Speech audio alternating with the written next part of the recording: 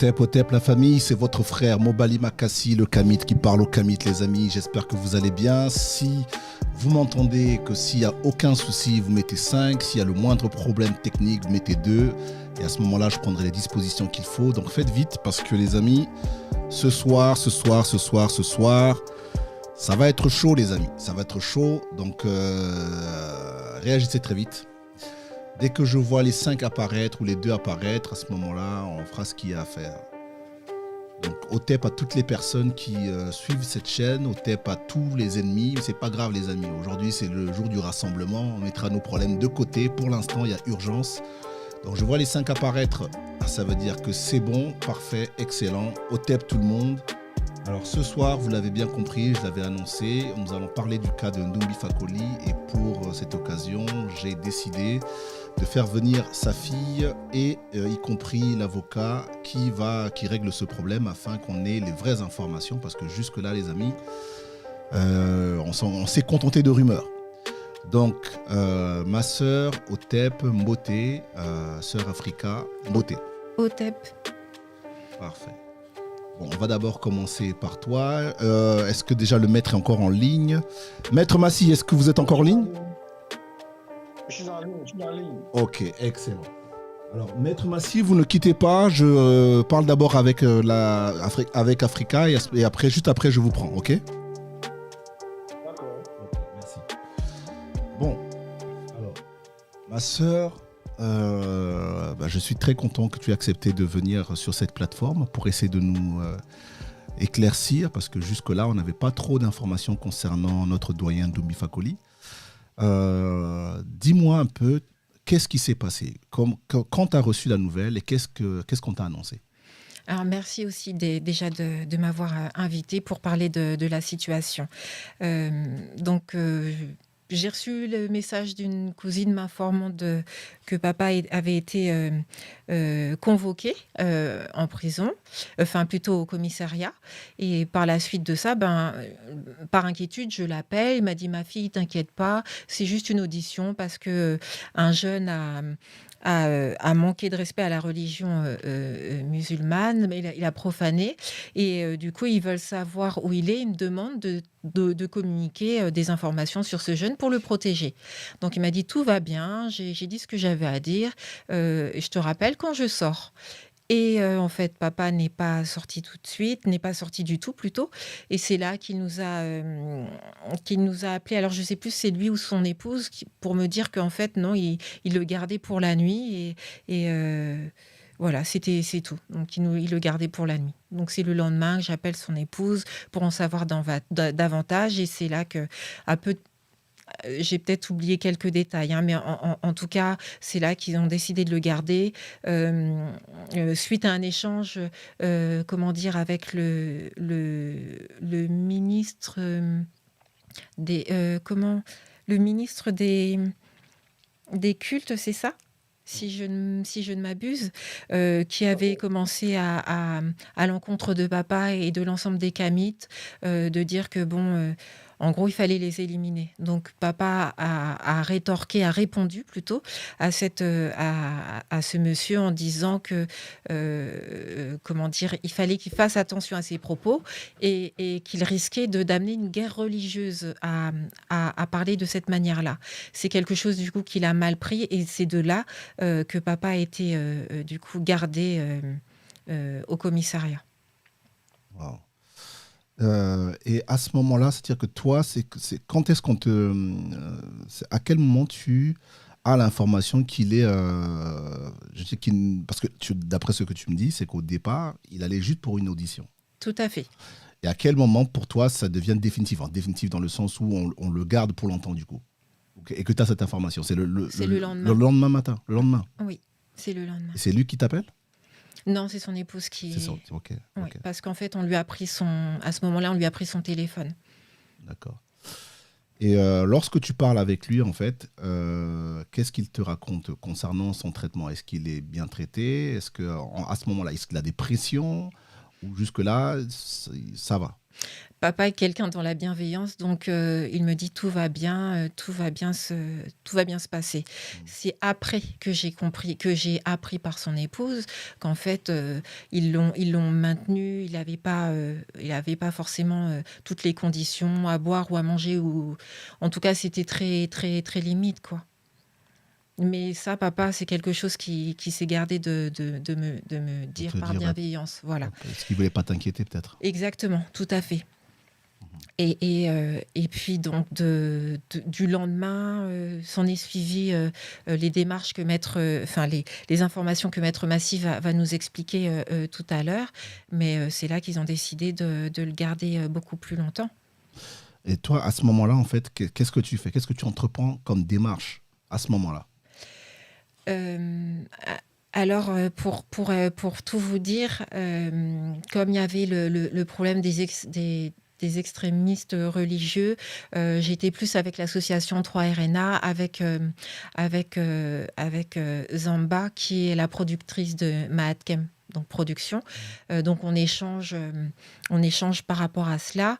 Et effectivement, avec l'épouse de mon papa, c'était bon, bah, on va voir ce qui va se passer. Et puis surtout, c'est qu'on cherchait à cette époque-là, enfin surtout son épouse qui est au Mali, faut trouver un avocat rapidement. Et le problème, c'est que personne ne voulait se saisir du dossier, Et pourquoi? parce que c'est une affaire délicate pour eux. Délicate, Ça c'est touche, c'est un citoyen malien. C'est pourquoi c'est délicat? parce que ça touche la religion. Donc personne voulait prendre le sujet en main. Ah ouais? Oui, donc c'est par le biais de Zamba et d'une autre proche qu'en fait Maître Massy a été trouvé. Mais en premier lieu, après du coup l'accord de Maître Massy, ma l'épouse de mon père, elle a trouvé un avocat qui a dit bon bah je vais m'occuper du dossier. Mais Maître Massy, c'est bien l'avocat principal, mais qui est au Cameroun, donc il pouvait pas venir tout de suite. Il faut organiser quand même le déplacement.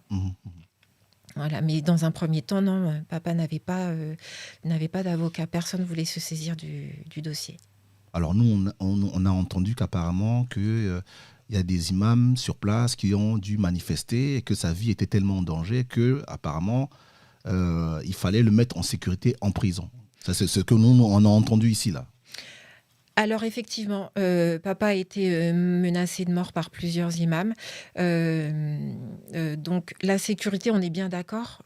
Mettre quelqu'un en sécurité, c'est pas le mettre en prison, parce que là, ça voudrait dire que toutes les personnes qui doivent être protégées doivent aller en prison. La prison, on sait tous que c'est restrictif, c'est une punition. Et papa doit être puni de quoi? Donc c'est pas quelque chose. C'est pas comme ça qu'on protège une personne. Et aussi, on nous a dit apparemment qu'il ne serait pas tout seul, qu'il y aurait d'autres Kamites qui seraient embarqués en même temps que lui. Tout à fait. Alors, c'est 5 co-accusés.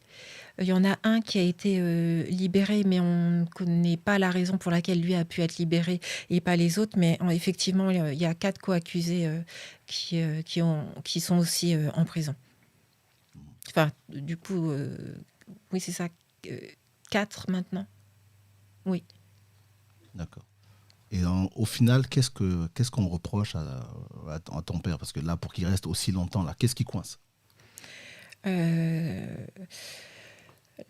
C'était le chef d'accusation, c'était recel d'informations.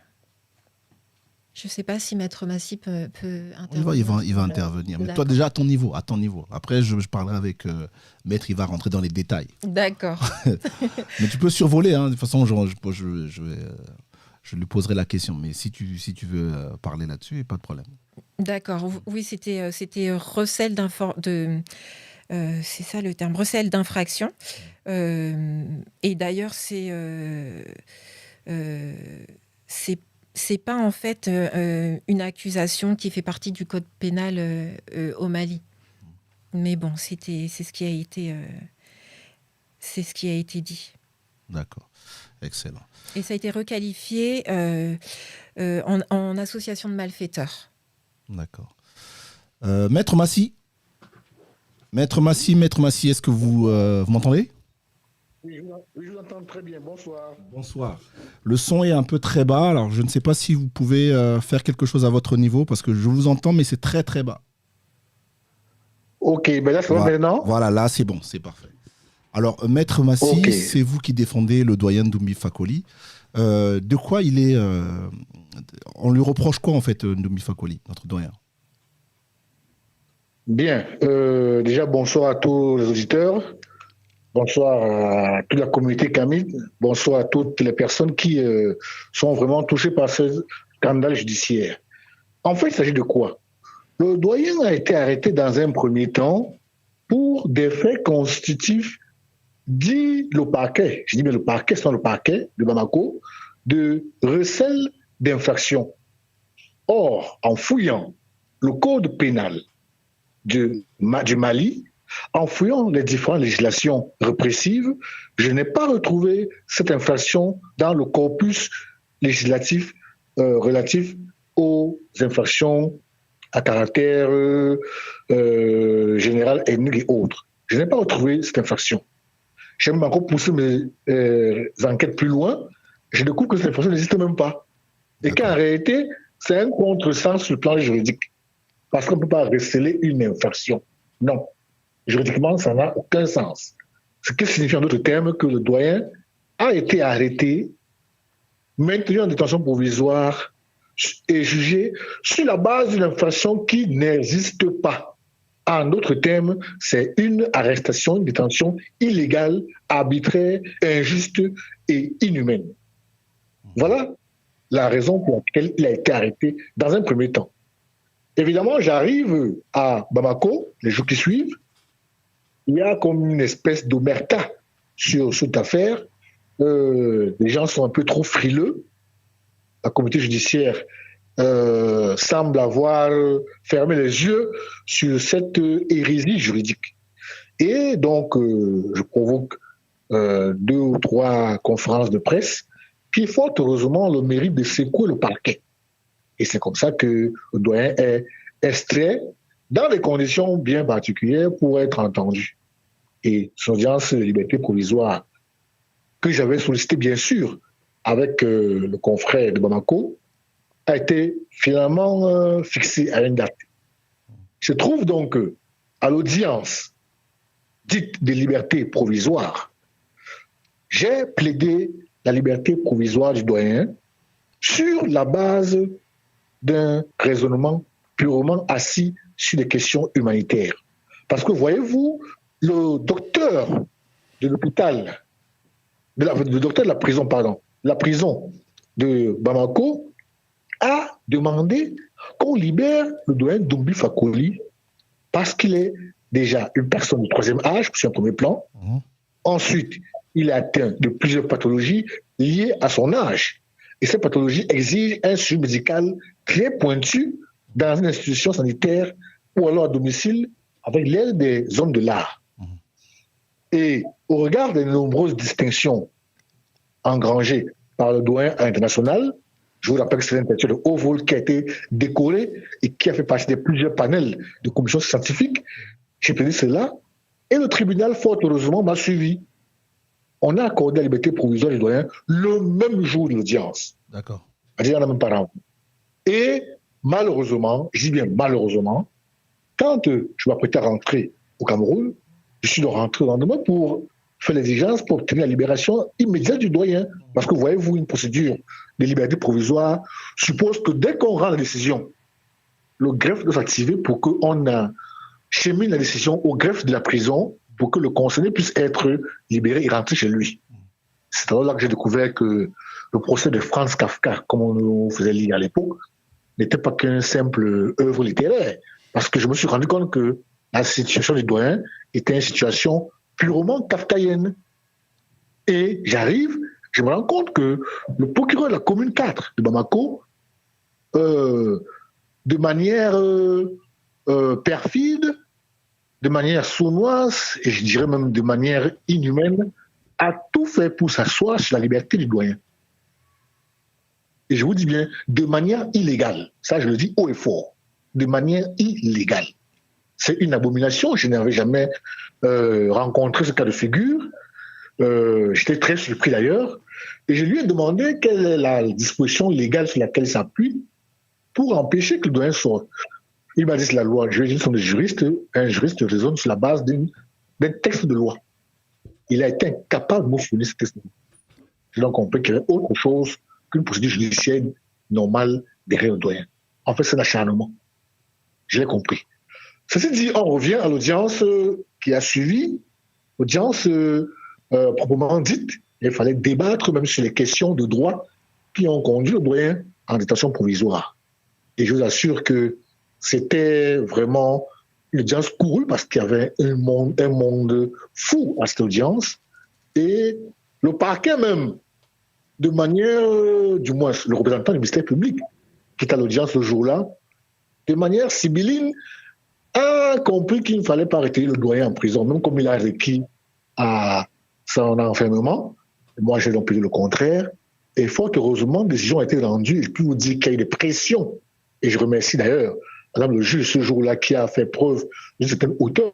Il y a des pressions et on a connu le doyen à 1 an d'emprisonnement, dont 8 mois avec sursis et 4 mois ferme. Or, il se trouve que dans la computation des délais, le doyen devait normalement être libéré depuis le 3 mars de l'année 2023. Je dis bien le 3 mars. Malheureusement, ils ont créé encore des subterfuges juridiques, des fausses procédures contre le doyen. Et je leur ai demandé sur quoi ça s'appuie pour le poursuivre. Ils n'ont pas pu répondre. J'ai donc compris qu'il y a une espèce de main noire malveillante et criminelle qui a décidé d'en finir physiquement, moralement, psychologiquement avec le doyen. C'est pour cela que j'ai pensé qu'il était question de voir les choses autrement. Voilà un peu, pour le moment, l'état général de cette procédure. Je dis bien que juridiquement, le doyen devait être dehors depuis le 3 mars 2023. Ok. Mais Maître Massila, j'ai entendu le mot pression. Mais des pressions de qui? Des pressions des imams sur le terrain? Des pressions politiques?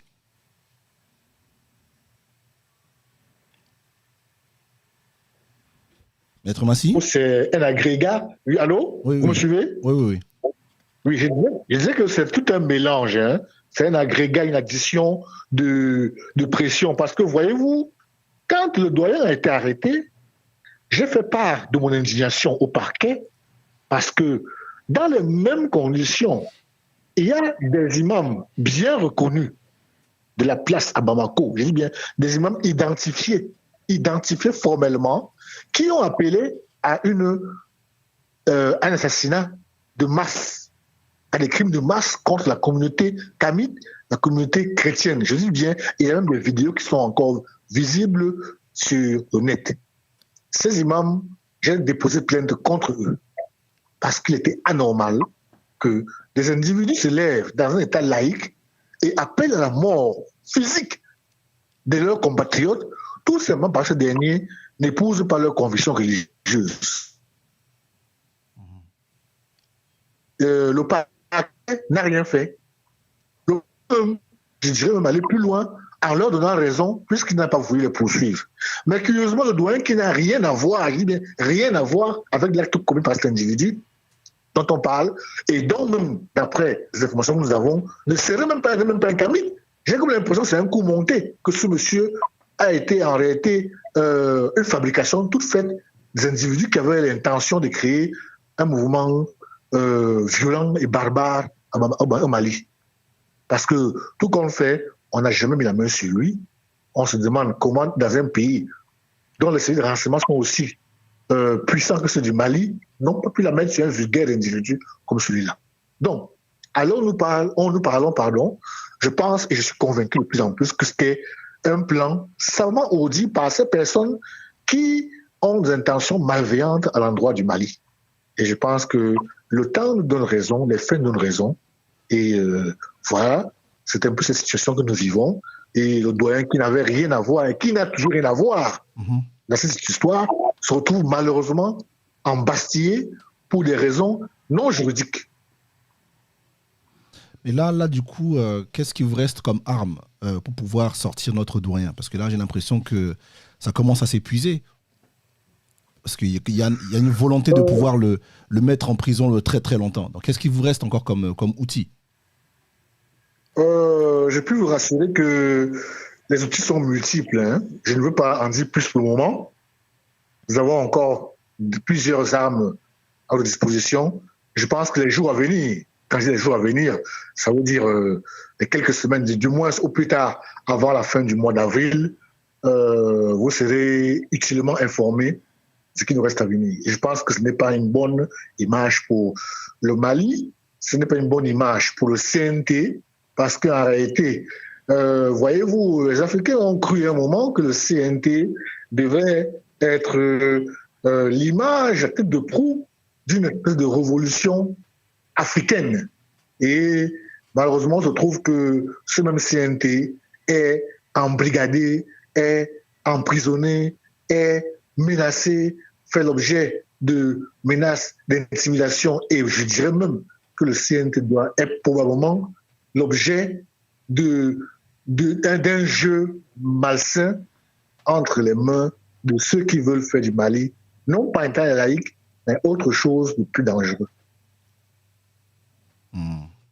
Ok. Oui.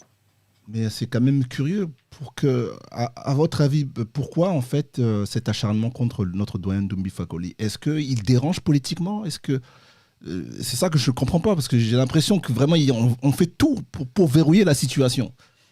On fait tout pour... Vous avez apporté le mot, vous avez dit le mot qui sied. Il dérange. Le doyen dérange. Pas parce qu'il dit des choses mauvaises, mais justement parce qu'il est pertinent dans ses multiples analyses, dans ses multiples sorties, dans ses multiples critiques qui mettent en garde ces individus qui ont un agenda caché, ces individus qui veulent faire du Mali, non pas l'État laïque que nous connaissons et que nous respectons et admirons en Afrique, mais un État qui est totalement aux antipodes des concepts de paix, des concepts de tolérance, de la foi en l'humain, de l'hermétisme, de la fraternité, de l'amour du prochain. En fait, des individus qui veulent mettre sur pied un État barbare et brutal et sauvage au Mali. Et le doyen est justement ce garde-fou, justement ce vieux sage, comme en Afrique on les connaît, et qui se fout en plein rare, ce vieux sage qui met en garde contre ce mauvais vent qui est en train de souffler. Parce que je vous assure que le doyen à l'audience publique dont je vous parle, même le juge qui a rendu cette décision était subjugué par l'intelligence, était subjugué par la pertinence, était subjugué par la vision que le doyen avait et qu'il a toujours de ces situations qu'on a au Mali. Et même le représentant du procureur qui est à l'audience, à un moment, lui-même finalement, je vous le dis, au fond, les témoins sont encore vivants, a finalement acquiescé et de manière subtile donné raison au doyen. Donc, voyez-vous, il y a des mains noires, je dis bien très noires et malsaines, qui ont intérêt à éliminer, je dis bien, je pèse mes mots, à éliminer physiquement le doyen. Physiquement? Je dis au fond, oui. Parce que voyez-vous, moi, j'ai produit au tribunal le document du médecin attitré de la prison de Bamako. Donc, je ne parle pas de n'importe qui, je parle du médecin de la prison, c'est-à-dire un fonctionnaire affecté au service de santé de la prison, qui, dans son rapport, dit clairement qu'il est inadmissible, qu'il est inconcevable, qu'il est inacceptable de maintenir en détention provisoire un monsieur du 3e âge qui a plusieurs pathologies. Et il a même alerté que la détention encore maintenue de ce monsieur peut être fatale à sa santé. Le document est là. Ça a été produit à l'audience. Et quand on regarde les faits, on dit association de malfaiteurs, les individus en question, parce que ce qu'on ne sait pas, c'est que non seulement je défends le doyen Ndoumbi Fakoli, mais aussi les autres jeunes que je défendais, parce que très peu de gens le savent. Je l'ai défendu, j'ai démontré que ces gens ne se connaissaient même pas. Parce que quand on parle d'association de malfaiteurs, il faudrait que les gens d'abord au préalable se soient réunis quelque part. Bien sûr. Qu'ils aient mis qu'ils aient mis en contribution ensemble des moyens logistiques, Exact. des moyens humains, des moyens financiers, des moyens philosophiques pour commettre un crime. Or, il a été démontré qu'il n'y a aucun lien entre ces individus. Et mieux encore, selon un principe de droit qui dit que la charge de la preuve incombe à celui qui allègue un fait juridique, en d'autres termes, c'est le parquet qui devait apporter la preuve qu'il y a une association entre mes clients. Malheureusement, le parquet n'a même pas pu apporter même un semblant, je dis bien, un semblant de preuve pour justifier cette accusation. Vraiment, c'était un tollé général dans la salle d'audience. Les gens n'en revenaient pas. Et les gens ont compris que, en fait, c'est un acharnement. Et nous avons compris que le véritable instigateur de cette histoire, ou du moins, pas l'instigateur, mais la main armée de ces individus qui veulent voir l'élimination de citoyens, c'est le procureur de la commune 4 du tribunal des grandes instances de Bamako. C'est lui qui est, en réalité, la main noire, du moins, l'agent de cette main noire qui veut éliminer le doyen. Je dis où il faut et je pèse mes mots. D'accord, ok. Sœur Africa. Oui. Alors, on a entendu l'avocat, on a un peu compris, mais du coup, nous autres là, qu'est-ce que nous pouvons faire pour contribuer? Parce que il y a quand même, j'imagine, ces frais d'avocat, il y a plein de choses, c'est quand même assez lourd, j'imagine. Oui. Comment nous pouvons contribuer? Comment nous pouvons aider nous autres ici?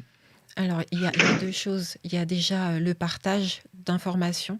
C'est aussi pour ça que j'ai accepté d'en parler. C'est qu'il y a eu beaucoup de fausses informations.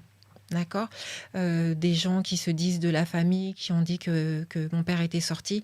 Non, malheureusement, il est toujours en détention. Donc, du coup, c'est de partager un maximum sur sa situation. Ça permet à tout le monde de savoir ce qui se passe. Il y a encore des gens qui disent qu'ils sont en lien avec la personne qui a fait ce blasphème. Mon père ne le connaît pas du tout, l'association 3RNA ne le connaît pas du tout. Donc ça, c'était une chose importante. Donc le partage des vraies informations. Et effectivement, ceux qui peuvent, c'est de contribuer aussi financièrement. Je crois que tu as un lien ou deux. Oui, je le mettrai. Voilà, qui vont permettre de nous aider dans cette procédure judiciaire qui est lourde, qui est lente, il faut le dire aussi, qui est très lente. Merci à Maître Massy quand même. Il ne faut pas oublier que Maître Massy est très actif sur le sujet. Voilà, il y a des choses qui ne peuvent pas être dites par stratégie, mais voilà, c'est pas du tout fini. Et le fait de pouvoir communiquer et de nous aider à continuer cette procédure judiciaire, c'est ce qui va permettre à papa de sortir. Mais qu'est-ce qui t'a fait changer de stratégie? Parce qu'au départ, j'ai cru comprendre que c'était une volonté que ça soit un peu caché entre parenthèses. Puis tout d'un coup, la communication, maintenant, elle doit être mise en place. Alors, qu'est-ce qui a pu te faire changer d'avis? La lenteur, en fait, ça fait 5 mois que papa est en prison.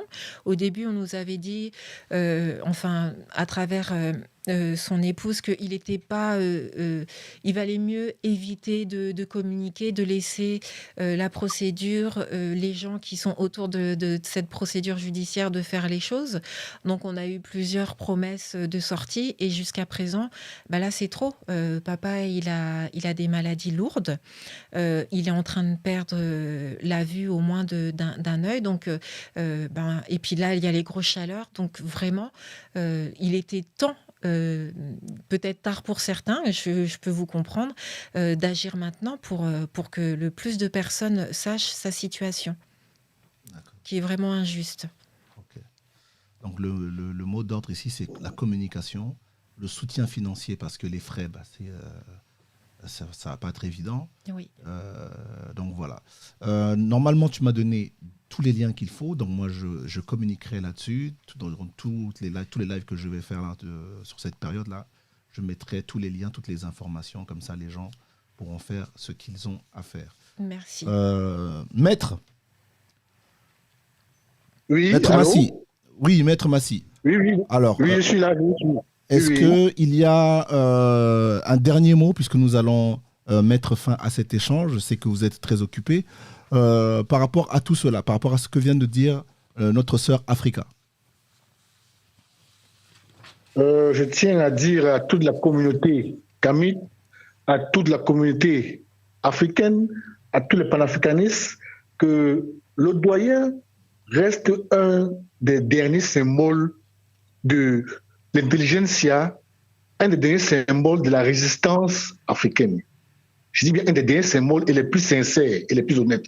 Je vous le dis, je l'ai côtoyé pendant plusieurs semaines à Bamako. Je rendais visite tous les jours à la prison. Et je peux vous dire que c'est un monsieur qui vous amène à revoir considérablement votre vision de la vie. Et moi, j'avoue que c'était comme une forme de pèlerinage. Et je remercie ses ancêtres de l'avoir rencontré parce que c'est un homme d'une très grande culture. Je vous assure, ça pourrait me faire très mal de voir un monument comme ce monsieur détenu arbitrairement et illégalement. Je vous dis bien arbitrairement et illégalement.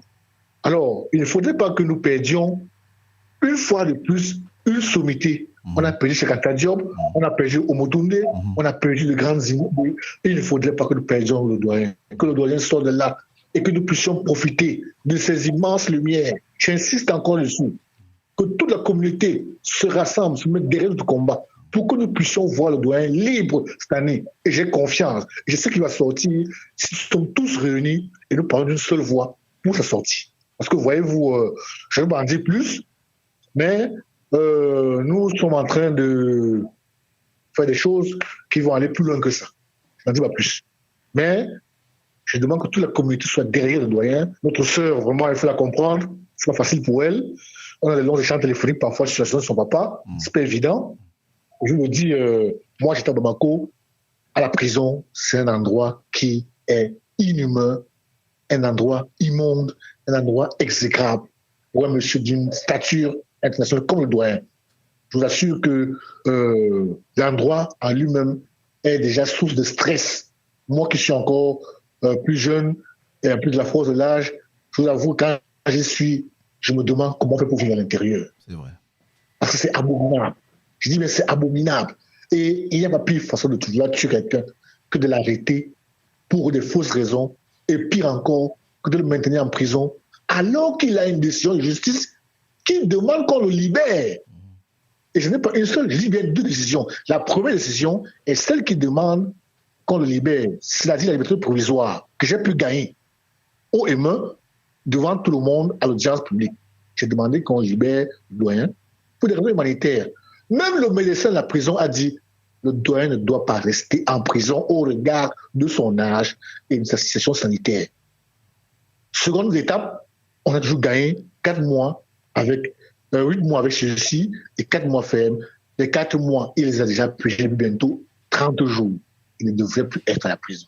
Non, c'est une injustice abominable. Merci maître, merci beaucoup. Africa, tu voulais intervenir ? Oui, je voulais rajouter des informations. Déjà, papa vous remercie tous. C'est ce qui l'aide à avoir le moral, à être combatif d'où il est.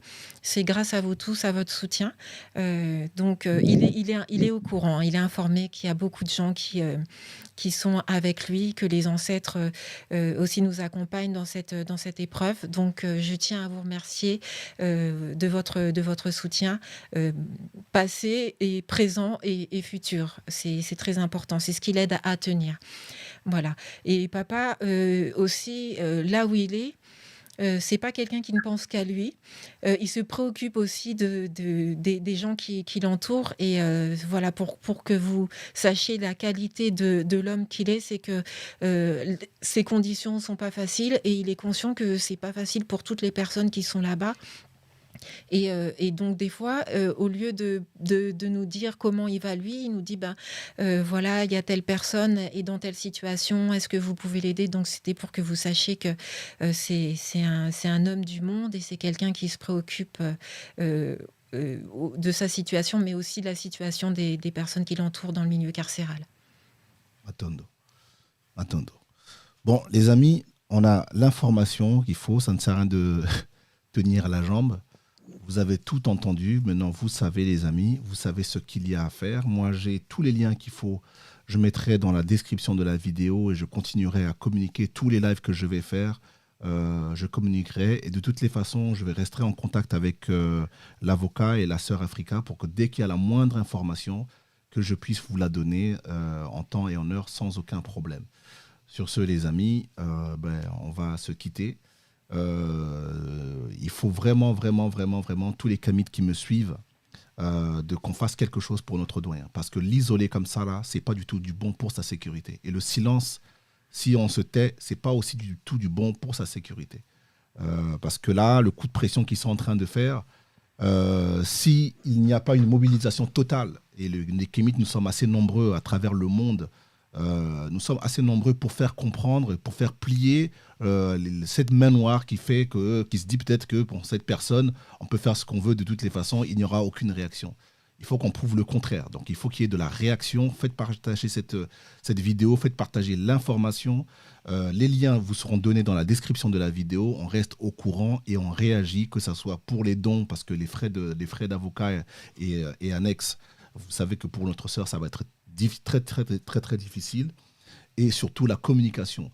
Donc, dans tous vos réseaux sociaux, Instagram, Facebook, tout ce que vous avez, mettez la photo du frère et mettez « Libérez Ndoumbi Fakoli ». D'accord ? Débrouillez-vous, faites quelque chose, mais faites circuler l'information. Il faut que ça soit viral. Voilà ce que j'avais à dire. Le combat continue, les amis. Sur ce, je vous quitte avec un générique parce que malgré tout, je reste un professionnel au TEP. Au TEP.